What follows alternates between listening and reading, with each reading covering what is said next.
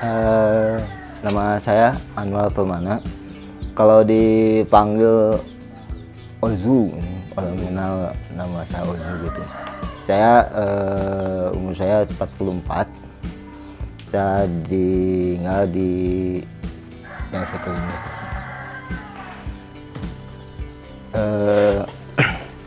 Saya seorang bukan disebut penyandang ya mungkin ya. Saya ini ditakdirkan dari lahir mungkin dari tangan gitu ya. Nah, sampai sekarang ini saya punya kegiatan usaha di pembikinan alat bantu tidak tangan palsu. Ya berawalnya saya nggak kepikir ke sana gitu ya sebelumnya saya nggak kepikir saya bisa sama teman-teman di sini bikin kaki palsu. Waktu itu saya ketemu teman sahabat sama Indra gitu ya. Awalnya itu yang sosok Indra, terus Iwan, terus Kang John waktu itu gitu. Nah, waktu itu kita terinspirasinya itu Indra sama Iwan itu kan ketemunya itu kita gak sengaja waktu itu di Pajajaran juga gitu ya. Waktu itu kita itu tahun 2009, awalnya 2009 kita ketemu. Waktu itu Indra itu punya apa ya, itu pingin kaki tapi gimana gitu ya, sedangkan kan harga kaki palsu itu kan mahal gitu ya. Nggak kayak sampai waktu itu tak Indra itu sama Iwan itu ke ide udah aja Indra coba-coba itu aja. Nah, kalau dia punya ide nenek sok tampung lah kayak gitu. Itu Indra itu bikin awal itu dari tahun 2009 sampai 2010 lah mungkin. Awal itu kita itu cobanya dari PPC dulu. Kita dari PPC kita dicoba-coba dulu ya di selama setahun sampai 2010 waktu itu. Kita cobanya ke Iwan, ke teman saya yang Iwan yang satu itu kita coba ke Iwan. Alhamdulillah udah terasa terpakainya nyaman, kata Iwan itu wah, udah.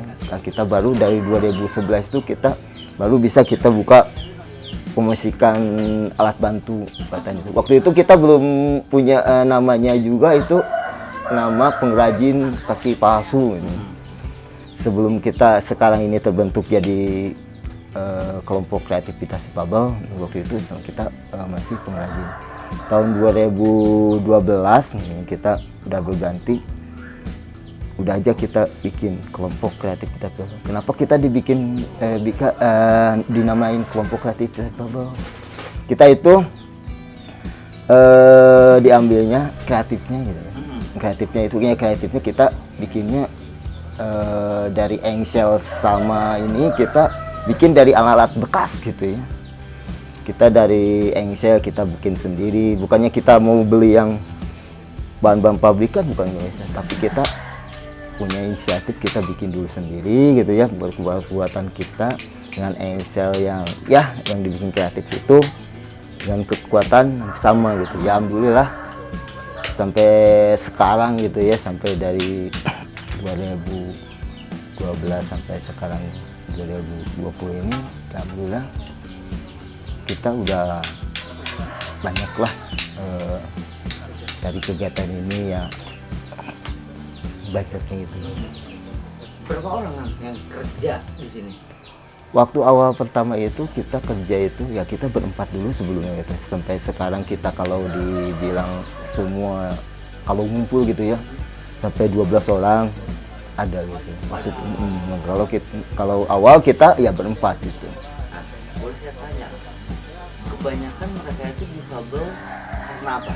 Apakah bawaan genetik sejak lahir kah atau memang kecelakaan? Kalau yang datang ke sini kebanyakan ya dari kecelakaan, yang datang ke sini yang kita kecelakaan. Mungkin kalau dari lahir ya paling ada gitu ya gitu. Cuma kan kalau yang dari lahir kita banyak orang yang pihak-pihak yang ngerajin lain nggak bisa gitu ya. Kalau kita kan ada kreatifnya itu, kita kebanyakan kan yang kalau dari lahir seperti kakinya kan suka nggak lurus gitu, belok, kita bisa gitu, gimana ngakalinya itu. Makanya kita terbentuk kelompok kreatif difabel ini, nah itu kita harus bisa gimana gini harus membantu gitu. Ya kebanyakan kan kalau kita yang fisiknya yang lahir gitu ya, kayak ini kan biasanya cacatnya suka ada yang tangan kaki atau gini, terus tangannya gitu, kita gimana caranya gitu bikin gitu. Kebanyakan kalau pihak-pihak yang mengajian lain kita ada bilang gitu, tempat sih masih punya orang, kita nyewa gitu kontrak kita, tapi kita berdiam di lingkungan Kia Condong dari tahun 2011 itu udah di Kia Condong, 2011 itu udah di Kia Condong. Sekarang ini tempatnya di Jalan Kauyaan Baru 1. Suka dukanya, kalau sukanya kita alhamdulillah kita ya udah dikenal gitu ya, dikenal di masyarakat Indonesia gitu alhamdulillah. Terus sampai sekarang alhamdulillah para orang-orang yang udah mesen gitu nggak ada gitu ya, alhamdulillah nggak ada komplain gimana gitu ya alhamdulillah. Terus yang dukanya mungkin ya untuk saya mungkin ya saya masih sendiri gitu ya, terasa sendiri gitu ya. Kita kemana-mana kita memperjuangkan rekan-rekan di teman-teman saya ini gimana gitu kita bisa mandiri gitu. Sebenarnya kalau kesulitannya kita sekarang ini kan pemesan gitu ya, kesulitan dari customer itu kebanyakan orang-orang yang membutuhkan alat bantu itu kebanyakan orang-orang kalangan menengah ke bawah, sehingga kesulitan dari kami ini bukannya nggak mau bantu gitu ya, tapi kan kita belum punya donatur, tapi kita teman-teman punya inisiatif, ada kegiatan program sosialnya dengan adanya subsidi silang dari teman-teman kita di sini. Ada kegiatan subsidi silang itu kita misalkan udah ada 3 atau 4 pemesan, kita bisa ada gratisan 1 buat ada yang membantukan. Ya harapannya kita ingin berkembangnya, mungkin kita ingin jadi wadah lah, mungkin wadah usaha. Terus utamanya kita ingin punya donatur atau punya, sekarang kan bengkel masih tetap masih kontrak ya, ingin punya tempat sendiri lah untuk itu. Pesanan ya masih daerah wilayah Jawa, masih lewat media sosial kayak Facebook, Instagram gitu. Kalau dari UMKM sih belum gitu, tapi kalau dinas sosial kita udah ada kerjasama mungkin.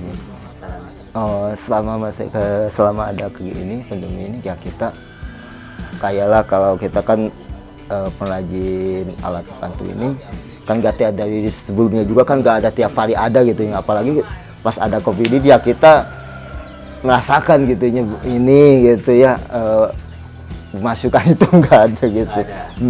Kalau bantuan sih ya mungkin kita dari pemerintah, mungkin bantuan kita kan kalau saya kan bukan penduduk asli di sini ya, gitu, walaupun bengkel di Kia Condong, tapi warga mungkin saya sendiri kan di Buah Batu, paling itu bantuannya dari lewat yang penduduk. Cuma kalau yang tinggal di sini kayak Ida Didin ribut mah nggak ada. Nggak ada bantuan. Ya paling kita pemasaran waktu itu ya ada dari sampai Malaysia, terus perbatasan itu di Nunukan kita udah pemesan, pernah Nunukan itu. Kalau Nunukan emang dia pesen waktu itu via telepon ya mesen. Kalau dari yang orang Malaysia itu dia datang ke sini, ke Bandung sendiri, ke bengkel langsung, dia menanyakan, terus kagetnya gitu, mungkin kenapa kok bikin kaki cepat gitu bisa. Kalau bahan kita gimana, customernya pemesan. Kalau misalkan pemesan pingin bahannya dari resin, kita bikinnya. Tapi kalau kita ini bikin ini yang sebenarnya dari aluminium, bukannya kita nggak ini, kalau misalkan pemesan mau resin atau nilon ya kita juga bisa gitu. Terus ada produk kalau misalkan bikin kayak yang kayak pabrikan kita juga bisa. Soalnya kan yang kayak pabrikan itu kan kita beli semua juga. Udah ada setelan gitu, tinggal dibeli. Kita kan kalau pengrajin kebanyakan kita bikin songketnya doang. Simpel gitu. Kalau kaki kita rata-rata dari harga 2 juta sampai 5 juta. Cuma kalau misalkan ada permintaan ini bisa sampai 12 juta. Kalau ke pasar. Kalau kelebihan sih sebenarnya kalau kaki nggak ada kelebihannya, cuma kita dibikinnya simple, kekuatannya sama aja gitu ya, kekuatan dari kualitasnya sama dengan pabrikan walaupun dengan bahan bekas gitu ya.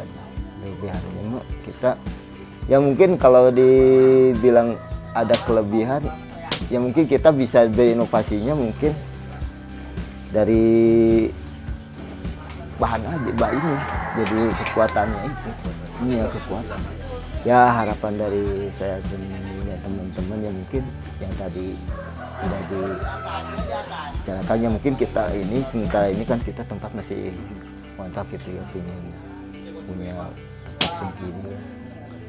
Terus harapannya kita dari pemerintah ya mungkin lah ibaratnya pinginnya lihatlah gitu ya, kami kan sebagai bengkel kreativitas yang para penyandang yang punya kreatif gitu ya, ibaratnya walaupun kita masih belum berbadan hukum tapi lihatlah gitu, pinginnya bukannya saya mau meminta gini gitu ya, cuma bantulah daripada kegiatan kerjanya gitu.